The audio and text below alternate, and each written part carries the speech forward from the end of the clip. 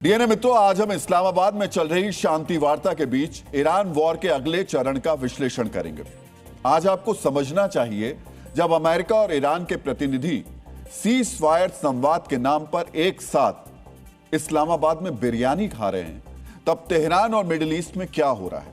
मित्रों, आज आप यह भी देखेंगे कैसे बच्चों की तस्वीरों वाला ईरान का एक विमान इस्लामाबाद में अमेरिका के पूरे लाओ लश्कर पर भारी पड़ गया। आज हम आपके लिए पाकिस्तान के फील्ड मार्शल आसिम मुनीर के चेहरे और कपड़े से झलकते डर को डिकोड करेंगे।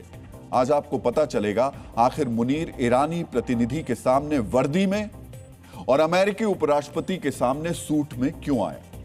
मित्रों, आज आपको जानना चाहिए इस वार्ता में अब तक क्या क्या हुआ, अब तक की वार्ता से क्या कुछ ऐसा निकलकर सामने आया जिससे माना जा सके ये 2 हफ्तों के लिए रुका हुआ युद्ध एक पूर्ण युद्ध विराम में तब्दील हो पाएगा। डियर मित्रों, ईरान के वार्ता दल को लेकर पाकिस्तान पहुंचे प्लेन का नाम मिनाव 168 रखा गया है। आज आपको जानना चाहिए इस विमान की दुनिया भर में चर्चा क्यों हो रही है और क्यों यह नाम अमेरिका और इजराइल को शर्मिंदा कर रहा है। लेकिन उससे पहले सीज फायर वार्ता के अपडेट आपको जानने चाहिए। मित्रों, इस वक्त अमेरिका और ईरान के बीच इस्लामाबाद में वार्ता जारी है। आज सबसे पहले ईरान के प्रतिनिधिमंडल ने पाकिस्तान के प्रधानमंत्री शहबाज शरीफ से मुलाकात की।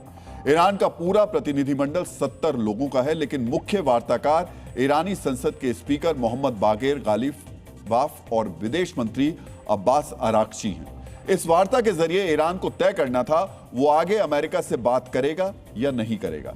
इस वार्ता के दौरान ईरान ने पाकिस्तान को साफ साफ समझौते की रेड लाइन बता दी। ईरान ने अमेरिका को पाकिस्तान के जरिए संदेश दिया, वार्ता के लिए अमेरिका को 3 शर्तें पूरी करनी होंगी। पहली शर्त, ईरान को युद्ध हर जाने का भुगतान किया जाए। दूसरी शर्त, ईरान की जब्त की गई संपत्तियों को लौटाया जाए। और तीसरी शर्त, सिर्फ ईरान नहीं बल्कि पूरे क्षेत्र में संघर्ष विराम हो, यानी लेबनान में संघर्ष विराम के बगैर वार्ता नहीं होगी। हालांकि इस वार्ता से पहले इस्लामाबाद में ईरान के विदेश मंत्री अब्बास अराक्ची ने साफ साफ कह दिया था, हम अमेरिका के साथ होने वाली वार्ता में पूर्ण अविश्वास के साथ प्रवेश कर रहे हैं। अमेरिका ने पहले कई बार वादे तोड़े हैं और कूटनीति के साथ धोखा दिया है, इसलिए ईरान को उन पर कोई भरोसा नहीं है। फिर भी ईरान अच्छे इरादों से वार्ता में शामिल हो रहा है। ईरान अपने लोगों के हितों और अधिकारों की पूरी ताकत से रक्षा करेगा। इसी अविश्वास की वजह से इस वार्ता के भविष्य पर सवाल उठ रहे हैं। ईरान के प्रतिनिधि मंडल से मुलाकात के बाद शहबाज शरीफ ने अमेरिका के प्रतिनिधि मंडल से बात की। इसमें अमेरिका के उपराष्ट्रपति जेडी वेंस, ट्रंप के विशेष दूत स्टीव विटकॉफ और ट्रंप के दामाद जेरेड कुशनर शामिल हैं। इस मुलाकात के दौरान शहबाज शरीफ ने अमेरिकी प्रतिनिधि मंडल को ईरान की रेड लाइन और शर्तों की जानकारी दे दी। मित्रों, इस अविश्वास के बीच शाम 7 बजे के बाद वार्ता में एक ब्रेक लिया गया। अब डिनर के दौरान बातचीत फिर से शुरू होगी। जो खबर आ रही है उसके मुताबिक अमेरिका और ईरान के वार्ता दल डिनर के दौरान आमने सामने बातचीत करेंगे। फिलहाल यह बातचीत पूरी शांति के लिए नहीं बल्कि हमलों को सीमित करने के लिए हो रही है, यानी लेबनान पर हमले रोकने पर सहमति बनाने की कोशिशें जारी हैं। हालांकि इस बीच इजराइल ने लेबनान पर हमले का वीडियो जारी किया, यानी ईरान की सबसे बड़ी शर्त पर असमंजस जारी है और इस असमंजस की वजह से अविश्वास भी बना हुआ है, जिसको बढ़ाने का काम अमेरिका और पाकिस्तान दोनों कर रहे हैं। मित्रों, एक तरफ पाकिस्तान और ईरान अमेरिका के बीच शांति वार्ता करवा रहा है, दूसरी तरफ आज पाकिस्तान एयरफोर्स का एक दल सऊदी अरब पहुंचा, जिसमें पाकिस्तानी फाइटर जेट्स और सपोर्ट एयरक्राफ्ट शामिल हैं। ईरान ने सीजफायर के बाद भी सऊदी अरब पर मिसाइलें दागी थी और वार्ता के बीच पाकिस्तानी एयरफोर्स के विमान सऊदी पहुंच गए हैं। इससे पहले हम आपको डीएनए में बता चुके हैं किस तरह सऊदी अरब लगातार पाकिस्तान पर ईरान के खिलाफ जंग में शामिल होने का दबाव बनाता रहा है। आज आपको पाकिस्तान की वायुसेना के सऊदी पहुंचने पर रियाद का बयान भी जानना चाहिए। सऊदी अरब ने बताया, पाकिस्तानी सैन्य बल किंग अब्दुल अजीज एयरबेस पर पहुंच चुका है।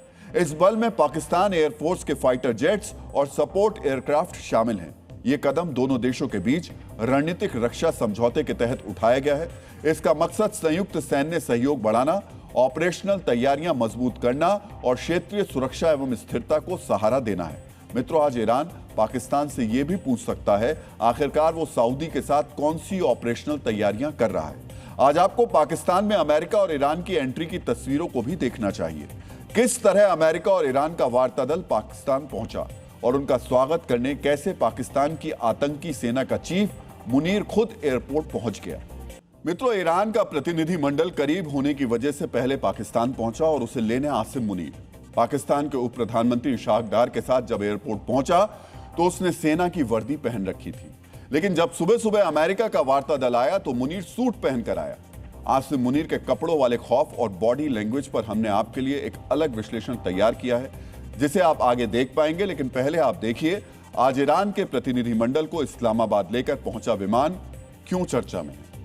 मित्रों, पाकिस्तान में लैंड करने के बाद ईरानी संसद के स्पीकर मोहम्मद बाकर गालिबाफ, जो इस वार्ता में प्रमुख वार्ताकार भी हैं, उन्होंने सोशल मीडिया प्लेटफॉर्म पर एक तस्वीर शेयर की जो इस वक्त सारी दुनिया में वायरल है। यह तस्वीर उस प्लेन के अंदर ली गई जिसमें ईरान का वार्ता दल पाकिस्तान पहुंचा है। पाकिस्तान पहुंचे इस प्लेन का नाम मिनाब 168 रखा गया। इस फोटो में प्लेन की सीटों पर 4 बच्चों की तस्वीरें रखी दिखाई दे रही हैं। हर तस्वीर एक स्कूल बैग के ऊपर रखी है। तस्वीरों में प्लेन की सीटों पर बच्चों के खून से सने जूते भी रखे दिख रहे हैं। साथ ही हर सीट पर एक सफेद फूल भी रखा है। गालिबाफ ने अपने पोस्ट में लिखा, इस फ्लाइट में मेरे साथी। ये फोटो ईरान के विदेश मंत्री अब्बास अराक्ची ने भी शेयर किया। मित्रों, 28 फरवरी को जब ईरान पर अमेरिका और इजराइल के हमलों की शुरुआत हुई थी तो ईरान के मिनाब शहर पर भी मिसाइलें बरसाई गई थी। इस हमले में मिनाब में मौजूद बच्चों का स्कूल शहारा तैयबा मिसाइल हमले में तबाह हो गया। इस हमले में 168 मौतें हुई थी, जिनमें ज्यादातर कम उम्र के बच्चे थे और इसीलिए ईरान ने इस प्लेन का नाम मिनाब 168 रखा है। इसी हमले में मारे गए बच्चों की तस्वीरें और स्कूल बैग ईरानी वार्ता दल प्लेन में लेकर इस्लामाबाद आया है। आज आपको इसके जरिए दुनिया को दिए गए ईरान के संदेश के बारे में भी जानना चाहिए। इस कदम के जरिए ईरान खुद को पीड़ित के रूप में पेश कर रहा है। ईरान संदेश दे रहा है, हमला उसने शुरू नहीं किया बल्कि अमेरिका ने किया है, ताकि उसे अंतर्राष्ट्रीय सहानुभूति और समर्थन मिले। ईरान अपने घरेलू जनता को भी दिखा रहा है कि सरकार उनके दर्द को भूल नहीं रही और अंतर्राष्ट्रीय मंच पर उनके लिए लड़ रही है। ईरान ये दिखाना चाहता है, ये सिर्फ सैन्य संघर्ष नहीं बल्कि नागरिकों, खासकर बच्चों की जान लेने वाला युद्ध है।